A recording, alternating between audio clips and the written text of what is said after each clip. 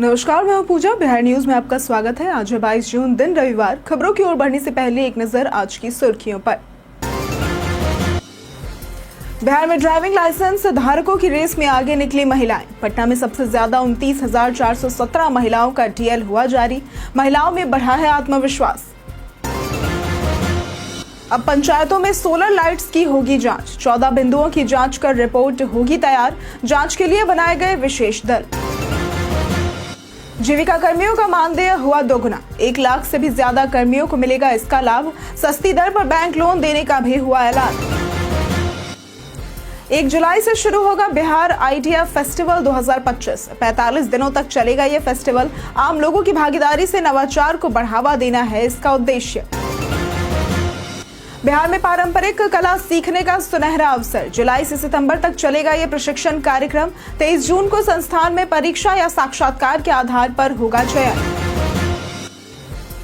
Road पर बनी सफेद और पीली लाइन का जाने मतलब। ड्राइविंग से जुड़े अहम नियमों को दर्शाती है ये लाइन। इन नियमों के उल्लंघन पर लग सकता है जुर्माना। सबसे ज्यादा टेस्ट शतक लगाने वाले विकेटकीपर बने पंत। 10 चौके और 4 छक्कों की मदद से बनाए 134 रन। सेना देशों के खिलाफ सबसे ज्यादा रन बनाने वाले भारतीय विकेटकीपर बने ऋषभ। चलिए अब बढ़ते हैं अब तक की 25 बड़ी खबरों की ओर विस्तार से। एसबीआई ने सीबीसी के पदों पर आवेदन करने के लिए दिया दूसरा मौका। भारतीय स्टेट बैंक यानी कि एसबीआई ने सर्कल बेस्ड ऑफिसर यानी कि सीबीओ के 2600 पदों पर भर्ती के लिए आवेदन का एक और मौका दिया है। इच्छुक उम्मीदवार 21 से 30 जून 2025 तक आवेदन कर सकते हैं। पदों में यूआर के लिए 1066, एससी के लिए 387, एसटी के लिए 190, ओबीसी के लिए 697 और ईडब्ल्यूएस के लिए 260 पद शामिल है। चयन ऑनलाइन परीक्षा, दस्तावेज सत्यापन और साक्षात्कार के माध्यम से होगा। पात्रता में स्नातक डिग्री और 2 वर्ष का बैंकिंग अनुभव जरूरी है। स्थानीय भाषा का ज्ञान अनिवार्य है। आवेदन शुल्क सामान्य ओबीसी और ईडब्ल्यूएस वर्ग के लिए 750 रुपए है, जबकि एससी, एसटी और पीएच वर्ग को शुल्क से छूट दी गई है। आवेदन एसबीआई की आधिकारिक वेबसाइट bank.sbi/web/careers पर किया जा सकता है। जाने वज्रपात से बचने के जरूरी उपाय। वज्रपात के दौरान अपनी सुरक्षा के लिए सावधानियां बेहद जरूरी है। बिहार सरकार का इंद्र वज्र ऐप मौसम की पूर्व चेतावनी देता है, जिसे जरूर डाउनलोड करें। खुले में होने पर सुरक्षित मकान में शरण ले और सफर के दौरान वाहन में ही रहे। पेड़, बिजली के खंभों, मोबाइल टावर और सुचालक वस्तुओं से दूर रहे। खेत या खुले क्षेत्र में हो तो सूखी चीजों पर बैठे। दोनों पैर जोड़कर उकड़ू हो जाएं और हाथों से कान ढक ले। छत पर ना जाएं और बिजली या टेलीफोन के खंभों से दूर रहें। एकाकी पेड़ के नीचे कतई शरण न ले। आपात स्थिति में आपदा प्रबंधन विभाग के हेल्पलाइन नंबर 0612-2294-204 या 205, इसके अलावा टोल फ्री नंबर 1070 पर संपर्क करें। सावधानी ही सुरक्षा है। खुद सतर्क रहें और दूसरों को भी जागरूक करें। अब क्यूआर कोड से मिलेगी पुल की सारी जानकारी। बिहार में अब छोटे बड़े सभी पुलों की जानकारी आम लोगों के लिए सुलभ होगी। पथ निर्माण विभाग सभी पुलों पर ब्यौरा और क्यूआर कोड लगाएगा, जिसे स्कैन कर पुल का निरीक्षण व रखरखाव संबंधित जानकारियां मिल सकेंगी। राज्य सरकार ने देश की पहली पुल मेंटेनेंस नीति लागू की है। पुलों की 7 वर्षों तक देखरेख की जिम्मेदारी निर्माण कंपनी को दी जाएगी। आईआईटी पटना और दिल्ली को बड़े पुलों की थर्ड पार्टी सेफ्टी ऑडिट का कार्य सौंपा गया है। अब तक 12,065 कलवर्ट का सर्वे हुआ है, जिनमें 96 खराब है और 92 को विशेष मरम्मत की जरूरत है। 745 पुलों में से 29 की स्थिति गंभीर पाई गई है। नीति से पारदर्शिता और सुरक्षा सुनिश्चित होगी। बिहार में ड्राइविंग लाइसेंस धारकों की रेस में आगे निकली महिलाएं। पिछले 7 से 8 वर्षों में राज्य की महिलाओं में वाहन चलाने को लेकर जागरूकता तेजी से बढ़ी है। वर्ष 2018 से अब तक 1,29,000 से अधिक महिलाओं ने ड्राइविंग लाइसेंस बनवाया है। पटना जिले की महिलाएं इस मामले में सबसे आगे हैं, जहां 29,417 महिलाओं को डीएल जारी किया गया है। इसके बाद मुजफ्फरपुर में 18,560 और तिरहुत प्रमंडल में 33,000 महिलाओं का स्थान है। वहीं कोसी प्रमंडल में सबसे कम करीब 4,000 तक महिलाओं के पास ये लाइसेंस है। परिवहन सचिव संदीप आर पुडकलकट्टी के अनुसार पहले महिलाएं रोजमर्रा के कामों के लिए दूसरों पर निर्भर थी, लेकिन अब वे आत्मनिर्भर हो रही हैं और आत्मविश्वास के साथ खुद ड्राइविंग कर रही हैं। अब पंचायतों में सोलर लाइट्स की होगी जांच। के मुजफ्फरपुर में मुख्यमंत्री ग्रामीण सोलर स्ट्रीट लाइट योजना की गुणवत्ता पर सवाल उठने के बाद पंचायती राज विभाग ने राज्य के सभी पंचायतों में जांच के आदेश दिए हैं। सभी जिलों के डीएम को 14 बिंदुओं पर जांच कर रिपोर्ट देने को कहा गया है। इसमें सोलर लाइट्स की संख्या, गुणवत्ता, signal loss, faulty lights, battery, luminary रखरखाव और भुगतान की स्थिति शामिल है। अब तक मुजफ्फरपुर में 29,000 लाइट्स लग चुकी हैं। जांच के लिए विशेष दल बनाए गए हैं। हाल ही में राघोपुर में निजी स्थानों पर लाइट्स लगाने की शिकायत के बाद ये कदम उठाया गया है। 17 एजेंसियों को शो कॉज नोटिस भी भेजा गया है। रोड पर बनी सफेद और पीली लाइन का जाने मतलब। सड़क पर बनी पीली और सफेद लाइनें ड्राइविंग से जुड़े अहम नियमों को दर्शाती है। सफेद लाइनें लेन डिसिप्लिन के लिए होती है। सिंगल डैश सफेद लाइन पर ओवरटेक की अनुमति होती है, जबकि डबल सफेद लाइन पर ओवरटेक मना होता है। वहीं पीली लाइनें अधिकतर हाईवे और खतरनाक मोड़ों पर होती है। डबल पीली लाइन का मतलब है कि ओवरटेक पूरी तरह से प्रतिबंधित है। टूटी हुई पीली लाइन पर ओवरटेक किया जा सकता है, लेकिन सावधानी जरूरी है। सड़क किनारे पीली लाइन का मतलब है कि वहां पार्किंग मना है, जबकि सफेद लाइन के किनारे पार्किंग की अनुमति होती है। नियमों के पालन के साथ इन नियमों का उल्लंघन करने पर जुर्माना लग सकता है और दुर्घटना का खतरा भी होता है।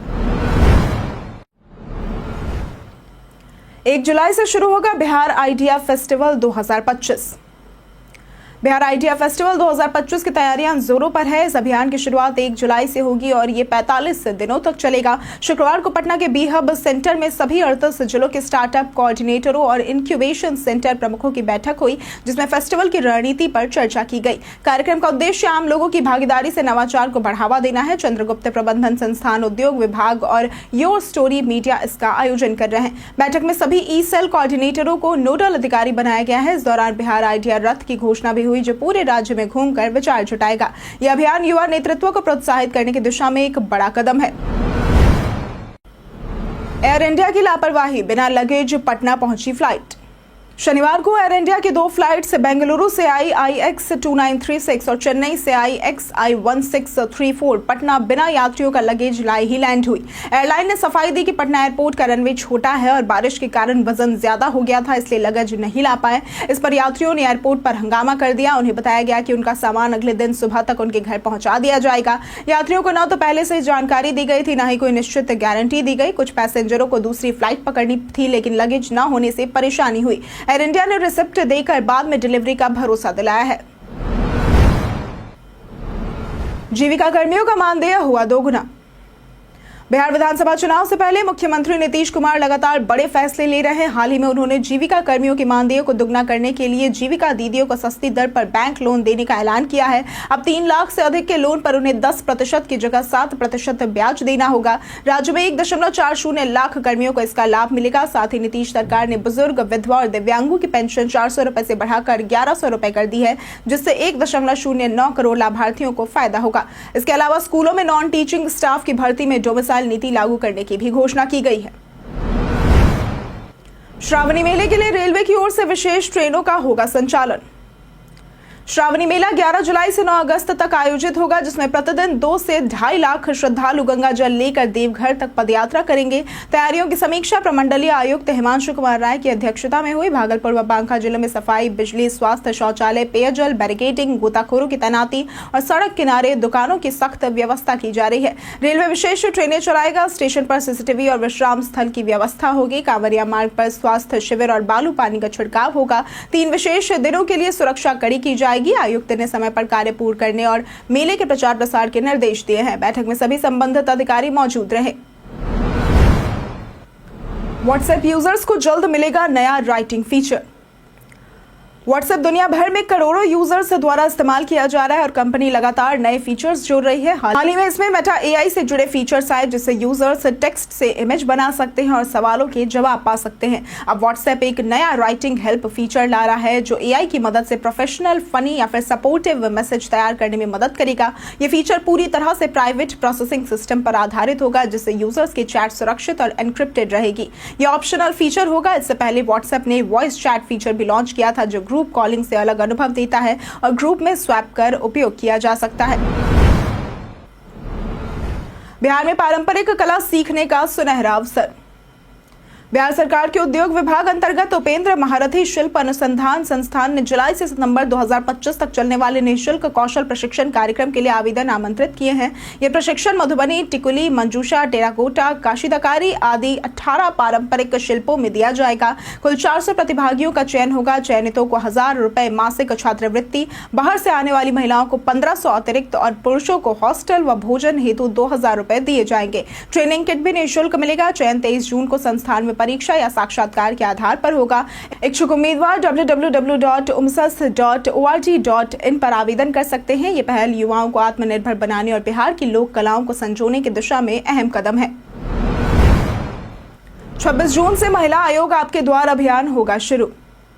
बिहार राज्य महिला आयोग में 7000 से अधिक मामले लंबित है। आयोग अब महिला आयोग आपके द्वार अभियान शुरू कर रहा है, जिसकी शुरुआत 26 जून से होगी। पहले चरण में बेगूसराय, मधुबनी, सीतामढ़ी और दरभंगा में 2 दिवसीय कैंप लगाए जाएंगे। इन कैंपों में महिलाओं की समस्या सुनी जाएंगी, उन्हें कानूनी और सामाजिक अधिकारों की जानकारी दी जाएगी। आयोग के अध्यक्ष अप्सरा ने बताया कि आयोग 15 महीने तक भंग रहा, जिससे मामलों की सुनवाई नहीं हो सकी। अब लंबित मामलों का निपटारा प्राथमिकता से किया जाएगा। बेगूसराय में 26 से 27 जून, मधुबनी में 3 से 4 जुलाई, सीतामढ़ी में 10 से 11 जुलाई और दरभंगा में 17 से 18 जुलाई को कैंप होंगे। पीड़िताएं मौके पर शिकायत भी दर्ज करा सकेंगी।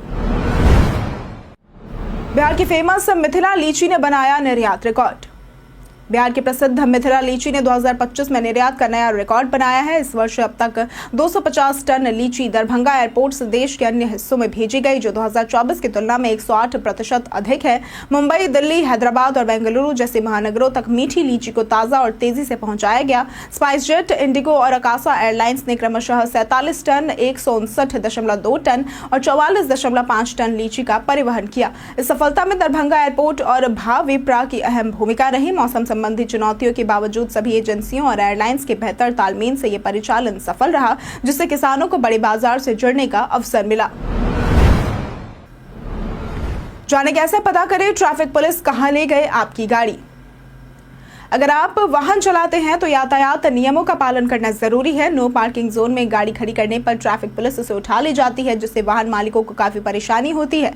अगर आपकी गाड़ी उठाई गई है तो आप ट्रैफिक पुलिस के टोल फ्री नंबर पर कॉल करके या नजदीकी ट्रैफिक पुलिस से जानकारी लेकर पता लगा सकते हैं कि गाड़ी कहाँ है। आमतौर पर गाड़ी को नजदीकी RTO या ट्रैफिक डिपार्टमेंट के इम्पाउंड यार्ड में रखा जाता है। गाड़ी वापस पाने के लिए आपको 300 से 2000 रुपए तक जुर्माना भरना होता है, इसलिए हमेशा वाहन को निर्धारित पार्किंग एरिया में ही खड़ा करें। 25 जून से बंद होगा महुली गंगा घाट स्थित पीपा पुल। भोजपुर जिले के बड़हरा स्थित महुली गंगा घाट का पीपा पुल 25 जून से आगामी 5 से 6 महीनों के लिए बंद कर दिया जाएगा, क्योंकि गंगा का जलस्तर बढ़ रहा है। इस पुल के बंद होने से बिहार के भोजपुर और छपरा जिले का उत्तर प्रदेश के बलिया से संपर्क टूट जाएगा, जिससे हजारों लोगों को लंबी दूरी तय करनी पड़ेगी। खवासपुर पंचायत के 18 गाँवों के लोग 75 से 100 किलोमीटर अतिरिक्त यात्रा को मजबूर होंगे। छात्रों और व्यापारियों और मरीजों को भारी कठिनाइयों का सामना करना पड़ेगा। हर साल बारिश में ये पुल बंद होता है, जिससे लाखों लोग प्रभावित होते हैं। स्थानीय लोग सालों से एक स्थायी पुल की मांग कर रहे हैं, लेकिन अब तक समाधान नहीं मिला है। जाने आज कैसा रहेगा बिहार के मौसम का मिजाज। मौसम विभाग के अनुसार अगले 5 दिनों के दौरान राज्य के अधिकतम व न्यूनतम तापमान में कोई भी विशेष परिवर्तन आने की संभावना नहीं है। प्रदेश के 1 से 2 इलाकों में हल्की से मध्यम स्तर की वर्षा होने की संभावना है। राज्य के कुछ इलाकों में मेघ गर्जन और वज्रपात के साथ साथ तेज हवा चलने का भी पूर्वानुमान लगाया गया है। अगर बात करें आज के अधिकतम तापमान की, तो आज का अधिकतम तापमान 30 से 32 डिग्री और न्यूनतम तापमान 24 से 26 डिग्री रहने की आशंका जताई गई है। नवादा पुलिस ने 34 साइबर अपराधियों को किया गिरफ्तार। नवादा पुलिस ने साइबर अपराध के खिलाफ ऑपरेशन फायरवॉल के तहत बड़ी सफलता हासिल की है। 23 मई से 21 जून 2025 तक 34 साइबर अपराधियों को गिरफ्तार किया गया है। पुलिस ने 23.84 लाख रुपए नकद, 48 मोबाइल, 2 लैपटॉप जब्त किए हैं। 1099 संदिग्ध मोबाइल नंबर ब्लॉक के लिए भेजे गए और 10 प्राथमिकी दर्ज की गई है। वारसलीगंज के दौलतपुर गाँव से 2 नाबालिग को पकड़ा गया है। नवादा साइबर क्राइम का हॉटस्पॉट रहा है, लेकिन अब सक्रिय सिम की संख्या 1000 से घटकर 700 रह गई है। 69 अपराधियों को गुंडा पंजी में दर्ज किया गया है। नालंदा जहानाबाद तटबंध क्षति पर 7 अभियंता निलंबित। नालंदा और जहानाबाद में तटबंधों की क्षति को लेकर जल संसाधन विभाग ने कड़ी कार्रवाई करते हुए एक कार्यपालक अभियंता और 6 कनीय अभियंताओं को निलंबित कर दिया है। विभाग ने ये माना है कि लोकायन और भूतही नदियों पर बने तटबंधों की सुरक्षा में भारी लापरवाही बरती गई। फल्गु नदी में जलस्तर बढ़ने से नालंदा के 3 प्रखंडों में बाढ़ आ गई। खासकर बेलदारी बिगहा गांव बुरी तरह से प्रभावित हुआ है। एनडीआरएफ की टीमें राहत कार्य में जुटी है। नेपाल और झारखंड में भारी बारिश से बिहार की कई नदियों में जलस्तर तेजी से बढ़ा है, जिससे गंडक, कमला बलान और कोसी समेत अन्य नदियों में उफान की स्थिति बनी हुई है। तेजप्रताप ऐश्वर्या तलाक मामले में 4 जुलाई को होगी अगली सुनवाई। राजद सुप्रीमो लालू यादव के बेटे तेजप्रताप यादव और ऐश्वर्या राय के तलाक मामले की सुनवाई पटना सिविल कोर्ट में हुई। अगली तारीख 4 जुलाई तय की गई है। तेजप्रताप इन दिनों विवादों में है और उन्हें पार्टी व परिवार से 6 साल के लिए बाहर कर दिया गया है। सोशल मीडिया पर उन्होंने परिवार पर साजिश रचने का आरोप लगाया और चेतावनी दी कि अब जनता और सुप्रीम कोर्ट ही फैसला करेगा। ऐश्वर्या ने भी मीडिया के सामने न्याय की गुहार लगाई है और सवाल उठाया कि जब तेजप्रताप पहले से रिश्ते में थे तो शादी ही क्यों हुई। 2018 में हुई शादी के बाद से ही दोनों के रिश्ते में तनाव रहा। 2019 में ऐश्वर्या ने घरेलू हिंसा के आरोप लगाए थे। उपेंद्र कुशवाहा को धमकी भरे कॉल करने वाला हुआ गिरफ्तार। राज्यसभा सांसद उपेंद्र कुशवाहा को जान से मारने की धमकी देने वाले आरोपी राकेश कुमार को पटना पुलिस ने 48 घंटे में गिरफ्तार कर लिया है। आरोपी ने खुद को कुख्यात गैंगस्टर लॉरेंस बिश्नोई बताकर कुशवाहा को फोन कर 10 दिन में खत्म करने की धमकी दी थी। शुरुआती जांच में पता चला कि राकेश सिवान का रहने वाला है और कभी कुशवाहा की पार्टी से जुड़ा रहा है। उपेंद्र कुशवाहा के हालिया बयान से ही नाराज होकर उसने ये कदम उठाया था। एसएसपी कार्तिकेय शर्मा के लिए ये पटना में पहली बड़ी चुनौती थी, जिसे उन्होंने रिकॉर्ड समय में हल किया है। पूर्व में पूर्णिया में भी पप्पू यादव को मिली ऐसी ही धमकी की जांच कर चुके हैं कार्तिकेय शर्मा। तेजस्वी ने सीएम नीतीश पर लगाया नकल का आरोप। बिहार में चुनावी साल के दौरान नीतीश सरकार ने बुजुर्ग, विधवा और दिव्यांगों की पेंशन 400 रुपए से बढ़ाकर 1100 रुपए प्रति महीना कर दी है, जो जुलाई से मिलेगी।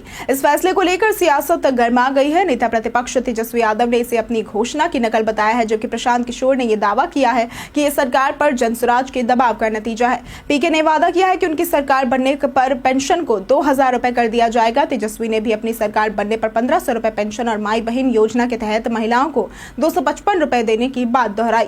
यह फैसला आगामी चुनावों को ध्यान में रखते हुए मास्टर स्ट्रोक माना जा रहा है। तेजस्वी यादव पर विजय सिन्हा का तीखा वार। बिहार के उप मुख्यमंत्री विजय सिन्हा ने नेता प्रतिपक्ष तेजस्वी यादव और उनके परिवार पर तीखा हमला बोला है। उन्होंने कहा कि यह परिवार अपहरण, हत्या, बलात्कार और लूट जैसे अपराधों से जुड़ा रहा है और आज भी सत्ता पाने का सपना देख रहा है। विजय सिन्हा ने आरोप लगाया है कि इस परिवार ने गरीबों की कमाई से संपत्ति खड़ी की और परिवारवाद को बढ़ावा दिया। उन्होंने तेजस्वी पर सनातन धर्म के अपमान और जातीय उन्माद फैलाने का भी आरोप लगाया। इसके साथ ही प्रधानमंत्री मोदी के खिलाफ अमर्यादित भाषा का प्रयोग करने की निंदा की। तेजस्वी को चारा, जमीन और अलकतरा घोटालों से जुड़े परिवार का हिस्सा बताते हुए उन्हें बिहार के लिए काला धब्बा कहा। सबसे ज्यादा टेस्ट शतक लगाने वाले विकेटकीपर बने पंत। इंग्लैंड और भारत के बीच लीड्स के हेडिंग्ले में खेले जा रहे पहले टेस्ट में भारत ने शानदार प्रदर्शन किया। टॉस हारकर पहले बल्लेबाजी करने उतरी भारतीय टीम के लिए यशस्वी जायसवाल ने शतक जड़ा, जबकि कप्तान शुभमन गिल ने 147 रन बनाए। विकेटकीपर बल्लेबाज ऋषभ पंत ने 146 गेंदों में 10 चौके और 4 छक्कों की मदद से अपना 7वां टेस्ट शतक पूरा किया। इस शतक के साथ उन्होंने MS धोनी, जिनके 6 शतकों का रिकॉर्ड है, उनको पीछे छोड़ते हुए भारत के लिए सबसे ज्यादा टेस्ट शतक लगाने वाले विकेटकीपर बन गए। इसके अलावा पंत सेना देशों जैसे कि ऑस्ट्रेलिया, इंग्लैंड, दक्षिण अफ्रीका और न्यूजीलैंड के खिलाफ सबसे ज्यादा रन बनाने वाले भारतीय विकेटकीपर भी बन गए। वे 134 रन बनाकर आउट हुए। कई कारणों से दर्ज है भारत के इतिहास में आज की तारीख। आज के दिन 1555 में मुगल सम्राट हुमायूं ने अपने पुत्र अकबर को अपना उत्तराधिकारी घोषित किया था। आज के दिन 1939 में नेताजी सुभाष चंद्र बोस ने फॉरवर्ड ब्लॉक की स्थापना की थी। 2009 में आज के दिन 21वीं सदी का सबसे लंबा सूर्य ग्रहण भारत में दिखाई दिया था। 2016 में आज के दिन इसरो ने अंतरिक्ष में इतिहास रचा, एक साथ 20 उपग्रह प्रक्षेपित किए थे। 1900 में आज के दिन गणेश घोष बंगाली स्वतंत्रता सेनानी, क्रांतिकारी और राजनीतिज्ञ का जन्म हुआ था। 1932 में आज के दिन अमरीश पुरी, जो कि भारतीय अभिनेता, खलनायक भूमिकाओं के लिए प्रसिद्ध है, उनका जन्म हुआ था। 1975 में मनोज कुमार पांडे, जो कि भारतीय सैनिक और नोबेल पुरस्कार विजेता है, उनका जन्म हुआ था। हम प्रतिदिन आपसे 5 ऐसे जरूरी सवाल पूछेंगे जो पुलिस, दारोगा समेत SSC जैसे अन्य प्रतियोगी परीक्षाओं में काम आएंगे। सवाल इतिहास, बिहार स्पेशल, विज्ञान, करंट अफेयर्स और भूगोल से रहेंगे। पूछे गए 5 सवालों में आपने कितना सही उत्तर दिया, ये हमें कमेंट करके जरूर बताएं। हमारा पहला सवाल है, वैदिक साहित्य के अनुसार किस राजा का दरबार ऋषियों का बौद्धिक केंद्र माना जाता था?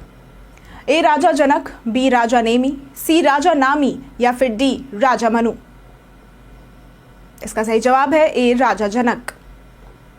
हमारा दूसरा सवाल है, किस सम्राट ने अकबर की सेना को हराकर हिंदू राज की स्थापना की थी? ए महाराणा प्रताप, बी जयमल राठौर, सी हेमू या फिर डी पत्ता सिंह सिसोदिया? इसका सही जवाब है सी हेमू। हमारा तीसरा सवाल है, बिहार आंदोलन किस वर्ष में शुरू हुआ था?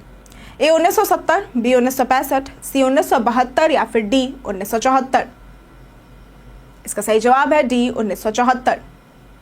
हमारा चौथा सवाल है, 2024 में भौतिकी का नोबेल पुरस्कार किसे दिया गया है? ए डोनाल्ड पी श्नाइडर और Joel Nathan Butler, B John Hopfield और Geoffrey Hinton, C Subir Sarkar और जोस ब्लैंड हॉथॉर्न या फिर डी मैक्स प्लांक और रिचर्ड फाइनमैन? इसका सही जवाब है बी जॉन हॉपफील्ड और जेफरी हिंटन। हमारा पांचवा सवाल है, हाल ही में से किस राज्य सरकार ने स्वदेशी लोगों को भूमि अधिकार प्राप्त करने के लिए मिशन वसुंधरा 3.0 का शुभारंभ किया है?